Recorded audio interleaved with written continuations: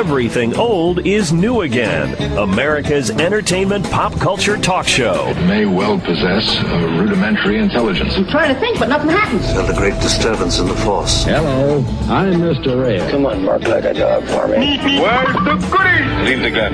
Take the cannoli. I bet you wouldn't have done anything like this if Mom and Dad were here. You filthy criminal. Excuse me while I whip this house. Go ahead. Make my day. Here are your hosts, Douglas Viviani and David Cohen. Very nice scenery they have in Atlantic City this time of year. Yes, you're right. These are finalists for the title of Miss America, a tantalizing assignment for cameramen who now have to focus on beauty fully draped in evening dress. The winner? Well, she's 19-year-old Lee Ann Meriwether from San Francisco.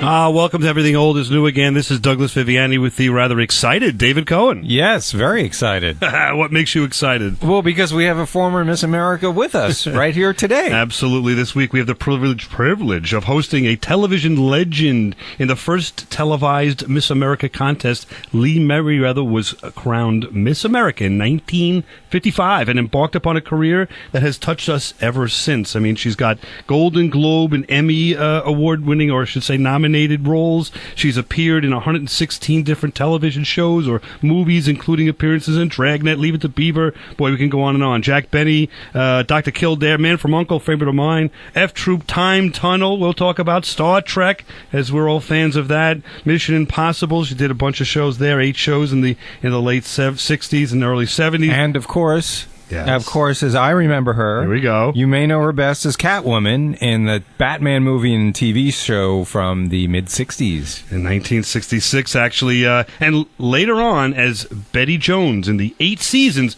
of Barnaby Jones. Welcome, Lee Meriwether. Hi there, fellas. That's we have about a minute and a half left to the show after that introduction. I wanted to just say, just to start with the Miss America situation, I was wondering, as you did that and as you won and after you won that, you sort of on a whirlwind. We've seen you, so you won a bunch of TV shows even that year, and you even did some water skiing with some gentleman that was the water skiing champion. I'm just going to play a clip there just for a second to bring you to that, and then I'll have a question to ask about all of that. The weather was certainly more attractive at Florida, quite naturally so, when our cameras focused on Lee Ann Meriwether, who holds the title Miss America. She's learning to water ski with world champion Alfredo Mendoz, and to judge from these pictures, Miss Meriwether's right on form. There we go. And Ms. Meriwether, I just wanted to ask you, I have an 8-year-old, and I just was... she's a young girl, and does she have in her mind to be Miss America? We've seen the contest every year. We have a lot of fun with it. Is it something you would recommend to young girls at this time and place? Oh yes, definitely. It's a scholarship foundation, and it's really a golden opportunity for young women to work toward getting a scholarship, no matter where they place.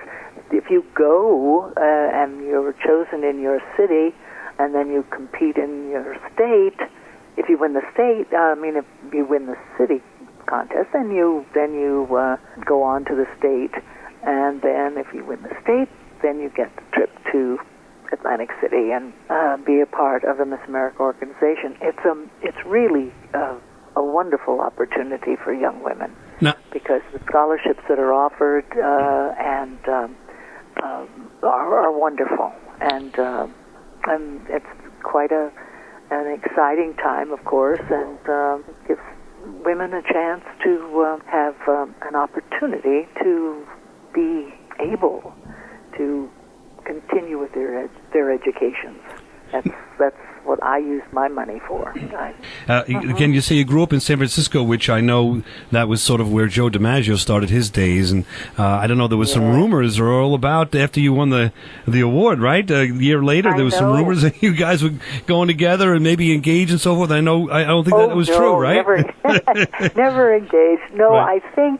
I think because I was in Atlantic City with my mother, and we ran into Joe, and my mom had met him once when she was in a restaurant with my father, and my father was a liquor salesman at one time, and he supplied for McKesson and Robbins liquor to certain high-end restaurants. And Joe DiMaggio's family, I guess, had this restaurant. So she had met him, and so but it was Walter Winchell who really said, so he had been interviewed, and so did Joe had been interviewed, and at this it was a nightclub, I think, and then Walter Winchell came out and said, "Here, please, let me drive you to where I'd like to take you to a show we're going to go and see." And Joe said, "Do you want to?" And I said, "Oh, yes, that would be nice." And so then they said, the driver turned on the radio to the station where Joe had been interviewed, and also Walter had been interviewed.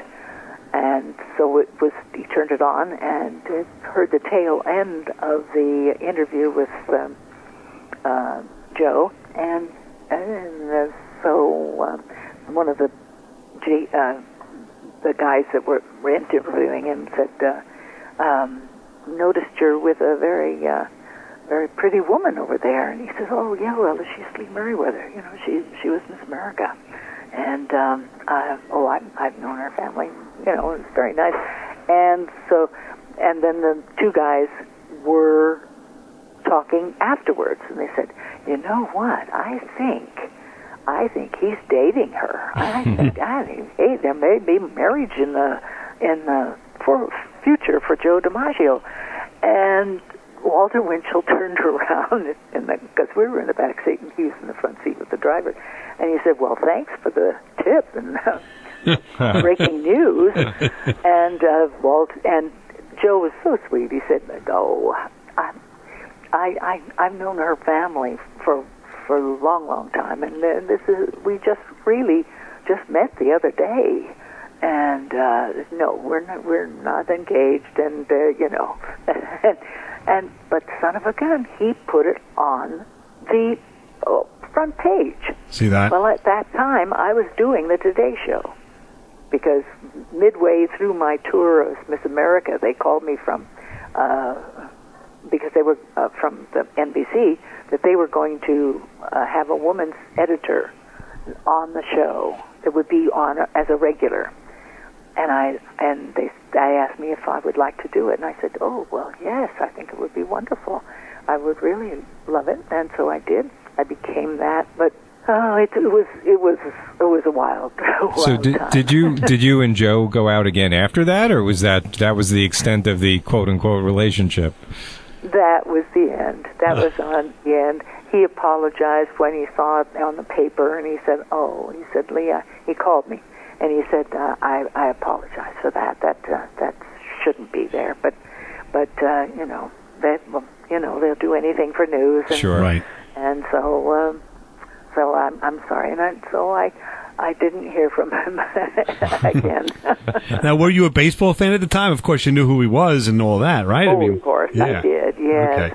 And that was around 56 or somewhere when he was going through his I guess it was in the off season, but you may have been a lucky charm because he had that big hit streak right around that time. Well, that's nice to think about, you know, but I have a feeling that Marilyn Monroe had something to do with it. Well, we can give you an assist for that anyway. Anyway, we'll be back right here on Everything Old is New again with Lee Meriwether. We're going to continue a fun discussion, and we're going to dive into a little bit of Batman and some other things, Time Tunnel, and have some fun with Lee Meriwether on Everything Old is New again.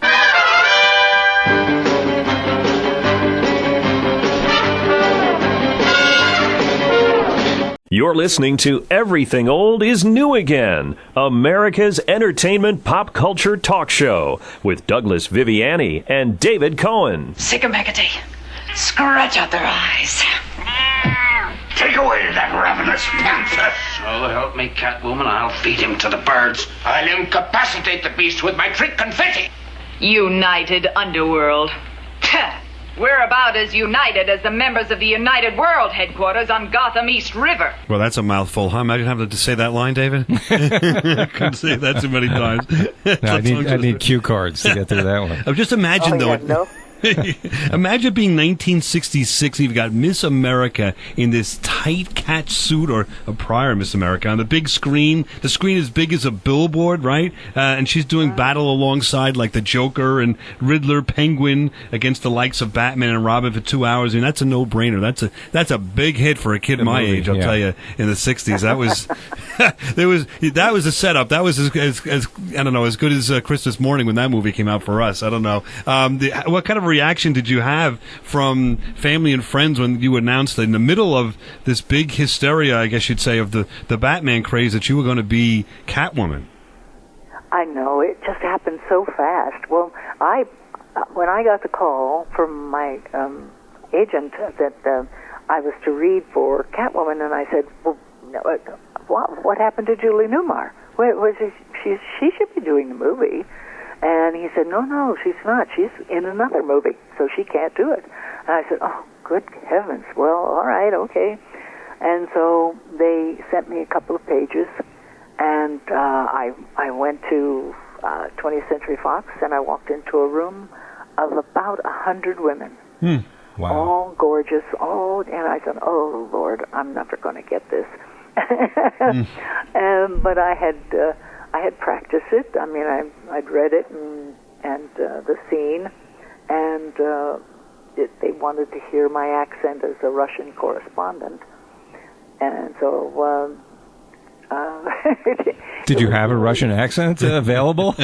No, I didn't. But I've always had a good ear for accents, and I've seen enough foreign films and.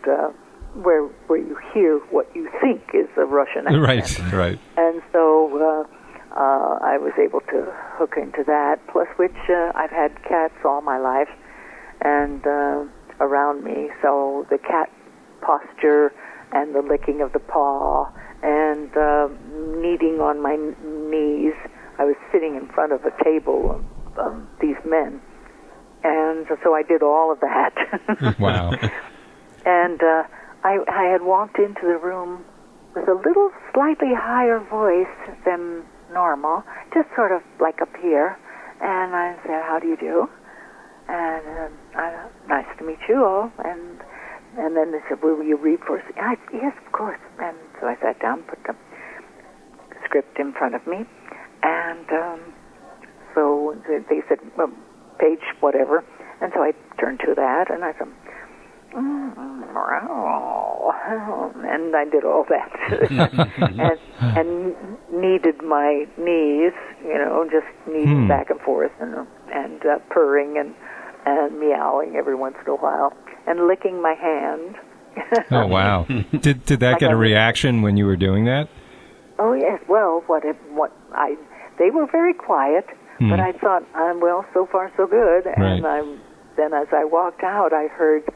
The director, and Martin, and he said to somebody, I think it was his comment, he said, I didn't tell her to do any of that stuff. Wow, that's great. That's great. So when you walk, a hint is when you walk out of these auditions, walk very slowly so you get a hint as to whether they comment about you afterwards on the way out, right? I never even thought about it, but that's what I heard. So I thought, oh, well, that's good, and we'll see what happens. And I got home, and early the next morning, my agent called and said, you're due in makeup. You're due in wardrobe today at 20th Century Fox in the afternoon. That was quick. Oh, really? Oh, okay. I said, so I got it? And he said, yeah, I think so. That's great. And I said, okay, so. And then you were off to have some fun with Cesar Romero, Frank Gorshin, Burgess Meredith. Oh, Burgess Meredith. I was the luckiest. I really was. I was the luckiest of all the Catwomen because I got to work with those gentlemen. Right, all at once. Burt Ward and Adam West, of course. But they were masters of their profession. They worked on pieces of business over and over and over to hone it to the perfection it was. And the three of them, I mean, I would watch them and I learned so much. Not only decorum on the set, you take your time with your work and you learn you know your lines and you come prepared, and you don't fool around, you don't, go off and they have to hunt for you or anything like that. They were always around and ready to go and prepared. Great, true professionals, and I mean, it showed in their work. They were still memorable to this day. So are you, of course. But I'm just saying, with that cast and that crew, that had to be a lot of fun. Then after that movie, they asked you back to Batman, the TV show, in a different role. I'm going to play you a little bit of a role and see if this gets a rise out of David Cohen. Would you like to come in for a glass of milk and cookies? I'm afraid it's rather late. Why, it's 10:30. Don't I get a goodbye kiss? A kiss? Well, if you insist. I do. I mean, even what's his name? The undercover what's his name? Batman. Bruce Wayne. Even Bruce Wayne succumbed to your wiles. It was definitely the milk and cookies offer. I think that's what did it. Yes, it was such fun to play that role. I played Lisa Carson, who was the spoiled daughter of the town of Gotham's mayor, and so and I got the chance to work with Victor Buono, which was because he King Tut. King Tut, yes, but Adam and I were dressed as Mark Antony and Cleopatra. So when he goes off his knocker, the ball, he sees anything Egyptian, he's going to take it away. So he kidnapped me. Victor Buono and he was such a dear man, but he kept talking about he would soon die, and I said, "Will you stop that? You're not going to die. Please don't die. You're just so delightful." And I think I perked him up a little bit and helped him. He was in such a depression when I worked with him. Well, I mean, the first day. Yeah. But the second day was fine, and he was all right. And okay. Just for us, I mean, did he pass away recently after that? I'm not sure when he was on The Odd Couple afterwards in the 70s, I know, but I don't remember when he did pass, but certainly he said he was going to be gone by the end of the year. Oh, he was wrong. And I said, "Will you stop that? I just I said, actually, that's not good." Now that I remember, he played Jim's dad in Taxi, if you remember that, in the 80s. So he was around for a while, which we're all thankful for, Oh, yes. Now, Burt Ward has been on our show and spoke about how he had learned so much from those gentlemen as well. But also, Adam West had to be kind of a kick to work with, the way he was tongue-in-cheek throughout that series, no? Definitely. He strode that fine line of comedy that if you stray too far to one side or the other, you're in trouble. He did it, and he was just so perfect in the role. He really was. Because if it had been too strong or too oomph or, all of that, it wouldn't have been the movie it was. Right, it would have fallen on his face if you took it, if you actually took it too seriously, or the reverse, if you made it too campy. So it was right in the middle there. And then you did a little something. I know you did so many things, but just a little piece of peek into the scenes of F Troop with Forrest Tucker and Larry Storch and Ken Berry. I mean, that had to be a little bit of fun too, no? Oh, it did. It was such fun. Much the same condition, You play a part and you work hard on it, and but it's the surroundings that are so exciting. Right. And the stuntmen on that show did amazing stunts, because supposedly I was making guys fall off of balconies, fall off a ladder, fall into a trough filled with water, things like that. As you're walking by, if I remember, right? Yeah. Yes. That's great stuff. We'll be back on Everything Old is New again with Lee Meriwether. We'll go out with the rather unique F-Troop theme and be right back after this. The end of the Civil War was near when quite accidentally a hero who sneezed abruptly ceased retreat and reversed it to victory. His Medal of Honor pleased and thrilled his proud little family group. While pinning it on, some blood was spilled, and so it was planned. Now, back to America's entertainment pop culture talk show. Everything Old is New Again with Douglas Viviani and David Cohen.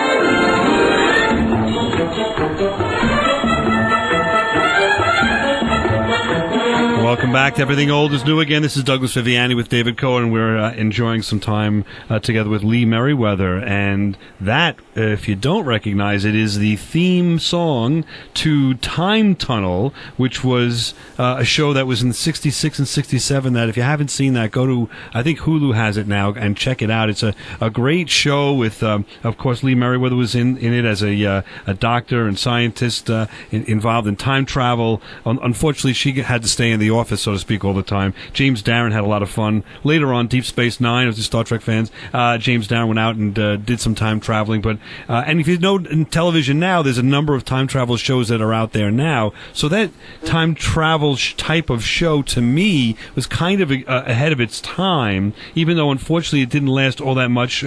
Did last 30 episodes. Tell us that, when they approached you about doing that, again, that's the same time frame as the Batman movie and of course in the 60s and F-Troop and so forth. They offer you an opportunity to play in a TV series straight out. You'll be a regular. That had to be some exciting time for you. Oh, it really was. It was a wonderful show. I thoroughly enjoyed my tenure there. It was. I worked with wonderful people. I didn't work with Jimmy or Bob Colbert, right. Jimmy Darren and Bob Colbert, only in that I would see them if they were able to project anything to us to look, or actually they were stick figures, and I'd have to worry about Doug and I can't remember Jimmy's name. Right, the character name, right? I forget to. But so you would be there, and you would have to look at these stick figures and not. But there was one episode, I think, that they carried you off into the time machine, and maybe you had to interact a couple of times. Yeah, a little interaction with them, a little bit. That had to be some fun. But James Darren, I've met. He's a fountain of stories too. He must have been a wild man at that time. I know he was out and about with the Rat Pack a number of times, and he must have had some stories. But again, you weren't so much with him on the set, right? No, we didn't. Well, I've gotten to know them very well because we've been lucky enough to have people ask us to come to conventions, right? And so we've spent time there. That was fun, and too. Speaking of conventions, that leads right into our one of our favorite shows. We have a reference almost every show about Star Trek, so I wanted just to do a smidge of a clip here to refresh our memory as to your appearance on Star Trek in '69 with our friend William Shatner. How can you destroy others and not me? I don't want to destroy. I don't want to. Who are you? Why are you trying to kill us? We just love the way William Shatner is able to project and present himself. How is he on the set? I know that he's a gentleman, is a master of his craft, and he really was, especially at that time, really into learning and doing what he needs to do to make that show work. But was he there for you in terms of when you were on the stage and presenting yourself in scenes that maybe he wasn't in, or how was he on the set and the rest of the crew? Oh, everyone was wonderful, really. I've never seen. I can honestly say that it was one of the best run shows I've seen on being on the set daily. There were no questions, no things left up in the air. You knew what you were going to do and the time you were going to do it, and they did it. Right. It was. I think they had it down to a science, and it was really exciting. I loved playing Lucira. And I think also you've been to some Star Trek conventions, or no? Well, the one in Vegas recently? Yes, I have. I've been to the Vegas once a long time ago, and but we had a big one in Italy, which was very exciting. A lot of the girls got to go. Women who have played characters that intermingled with the company. So we really did have a wonderful. There must be a time kick getting the questions from the fans at these conventions when they put you on stage and you don't know what they're going to ask you, right? I mean, it must be fun. Exactly, yes. And this time we were most of the questions were in Italian, but we had a translator for each one of us. Oh, see that. And I thought that was very sweet. So you weren't too far from what they were saying, and along those lines, after you did that, Leonard Nimoy went on to Mission Impossible, and so did you. You did 8 episodes with him on Mission Impossible. I don't know if anybody really remembers that, because he took the place of I think it was Martin Landau, and you did Barbara Baines. You replaced her. So I don't know how is that now? Did you on the Star Trek episode? I don't know if you had that much interaction with Leonard Nimoy. So did that carry over, or did you just start a fresh relationship with him on Mission Impossible? Really started on Mission Impossible. Right. I really enjoyed working with him. He was just a gentleman. Well, they've all been gentlemen. I just am really impressed with their talents, their attention to what is in the scene that's important, and if it isn't working, let's go and work with the director and find out what is wrong or anything. Very little of that. Right. I've been in situations where that happens, where you just don't know what's happening. Right. But or if there's script changes and oh dear, what's going now? And we've got to go and learn something else differently than before. But it's worked out nicely. Right, it must have been fun. And then talking about being a spy, you were on a show, Man from U.N.C.L.E., where you played this evil villain. I remember seeing this episode with Robert Vaughn. Yes. You were like ahead of your time, or playing a character a little ahead of your time in the '60s, as in charge of a thrush. I guess you'd say project to take over the world, if you will, and that had to be a lot of fun too. I mean, you were giving out the orders and telling people what to do and playing games with your sensuality, right? That was a great role. I loved doing it. It was just, I think, just one episode. I don't think I did any more than that, but it was.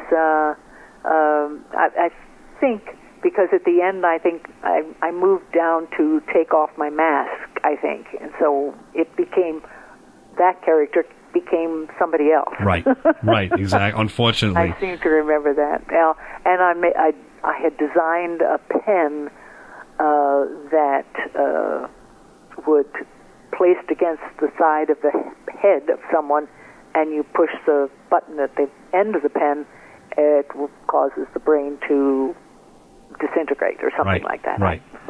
Yeah, and the character that was acting with you there was sort of like he was taking you a little lightly and trying to get a little familiar in that scene. And all of a sudden, you turned the tide on him, shaking his hand, if you remember the scene. But and he was taken aback by the strength that you had just through the power of your eyes. You really, I think, underrated in some ways. You really present so many different characters in these subtle ways through your eyes and your way you present yourself to show the strength of the woman.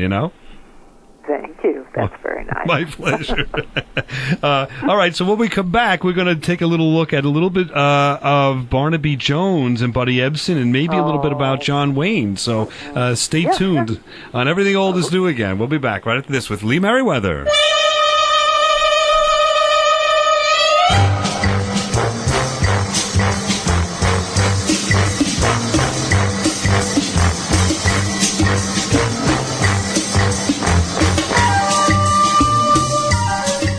This is Everything Old is New Again, America's entertainment pop culture talk show with Douglas Viviani and David Cohen.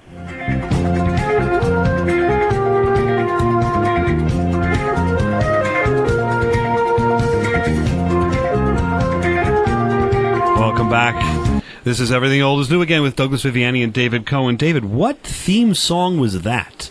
Was that Barnaby Jones? It was Barnaby Jones. Absolutely. We're here with Barnaby Jones's daughter-in-law, I guess we could say, herself, Lee Meriwether. Of course, that was a show from the 70s up to the 80s, and I think 9 seasons with Buddy Ebsen from the Beverly Hillbillies. He left the comedy, went right on to Barnaby Jones. And to me, I don't really watch CSI too much, but when I think of Barnaby Jones, Lee, I think of him pulling out this Ziploc bag and a tweezers and picking up things off of the floor. Am I wrong? Did he do that a lot in that show?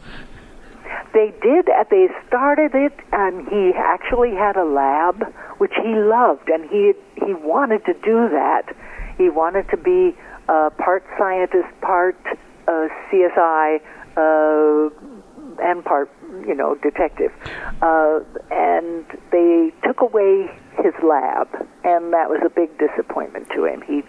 I don't know why they did, because all of a sudden there were a whole bunch of that CSI situation going on. Right. And if you look at today's world, that's so ahead of its time, because the late 70s, what did they do? They put plaster, to if you saw footprints and try to get a footprint or whatever, and different things. But the DNA and everything that came about after that, and they use now every week on all these CSI shows, really, to me, was the first time it was presented was on Barnaby Jones, which you were on every single episode for all those years with Buddy Ebsen. Now, we are fans of The Wizard of Oz, and we've done a show or two about the history of it and so forth. And you probably, and we all probably know now, that Buddy Ebsen was the original Tin Man and got ill from the paint and had to give up that role.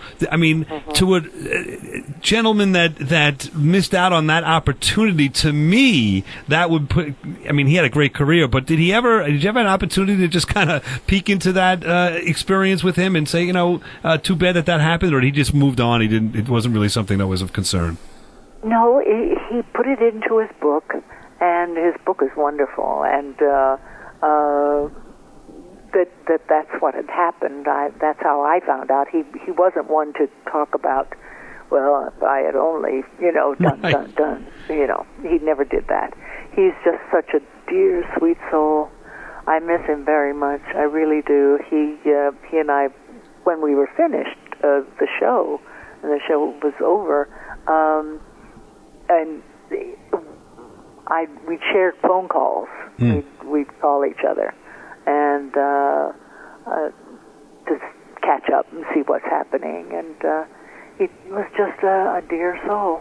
Was he more or less what you see on the screen? Because that sort of comes forward on both of those shows, Exactly. Yes, he was exactly that. A gentleman, soft-spoken. I don't think I ever saw him upset or angry about anything, ever. And what lessons? I mean, I know you say you learned from him. Is it again the professionalism and Yes. I learn. I learn every time I go to work. I learn things, from all these folks. And Buddy wrote thank you notes to each of the co-stars. I mean, the people that came on each show that was a villain or whatever. Right. He would write a thank you note to them. Well, that's incredible. And I just thought that was so great. Wow, that's really. I got to get on eBay. Maybe one of those are floating around. I could buy. There might be. I'm kidding, but that's that's incredible, especially in Hollywood, where the stars aren't necessarily that magnanimous, with their time.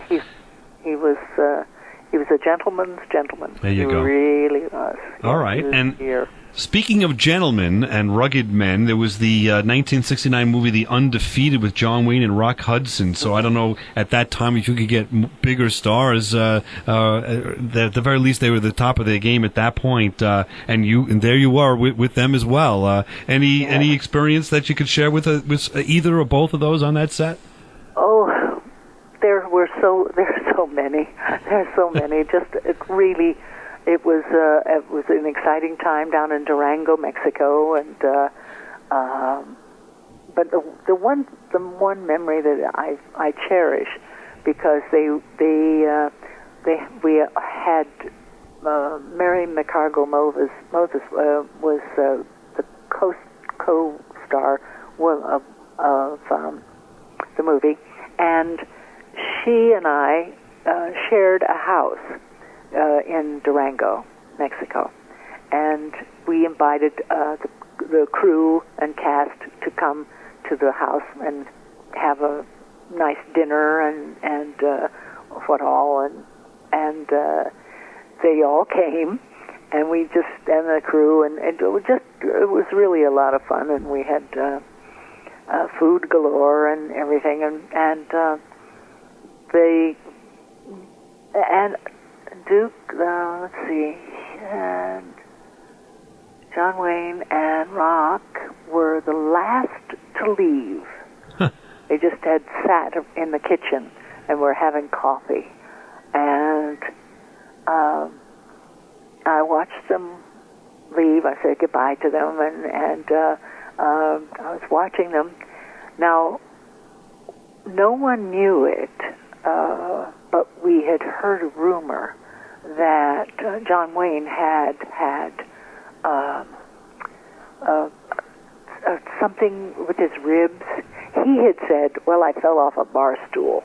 I know you heard. I hurt myself that I fell off a bar stool, but he didn't. It was actually the beginning of the cancer. Right.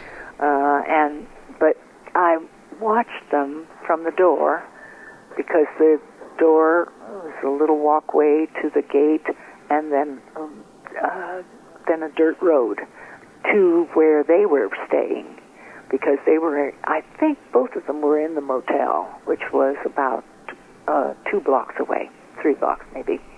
And I watched them, and Duke stumbled slightly. Rock held him up, and then he put his arm around Duke. I could never bring myself to call him Duke. Here I am calling him Duke, right. But John Wayne. And I watched the two of them walking slowly, and Rock being so careful with him, because I think he had realized what had happened too, right. and the falling off a bar stool didn't sit well with Rock. Right. So anyway, and it was just a lovely moment. That's one of my big memories. A gentleman with a big heart, Rock Hudson, right? I mean, yes. there. Well, thank heavens for him as well to feed us. We had about I think 600 horses, and on the around us most of the time, and so that kicked up a lot of dirt and a lot of excrement, because there's no place for them right. to go except to the ground, and it just kicks up. And Rock was so great. He let the company know that he would be going home, because to eat like this with dust on our potatoes and the food, and it's just awful. And so, boy, the next day there was a tent with air conditioning, and how they got that, I don't. Well, he just he made a call or two. Pulled strings. Yeah. Wow, that's and great. It was wonderful, because then at least, because we had already had several fellas who had been eating dust on their food, right. and had gotten diarrhea, and so they were in the hospital in the maternity ward. where because that was the cleanest. Right. Well, that's what the doctor said. No, we're going into the maternity ward. And the guys looked and said, "Do we have to?" And I said, "Yeah, listen, if you want really clean, right. I suggest the maternity ward." And so cleanest place in Mexico, right? Yeah. Anyway, Lee Meriwether, thank you so much. Exactly, of course. Now, you've been around, and we've seen you for so long. You have an upcoming project we'll talk about in a moment. But what can you lend to us as a piece of advice? If you can, the secret to success and career longevity that you have had. You've just been around, and we've enjoyed your career for so long. What's it all about? How do you do it? I love it. And so much fun, and thank you again for your time. It's been a great pleasure to have Lee Meriwether, Miss America herself, on Everything Old is New Again. Thank you. Good to hear from you. We'll talk with you soon. Okay, thanks a lot. My pleasure. Yep. Come on back. Everything Old is New Again next week. We continue our exploration of pop culture and have some fun on Everything Old is New Again. Thank you, Lee Meriwether.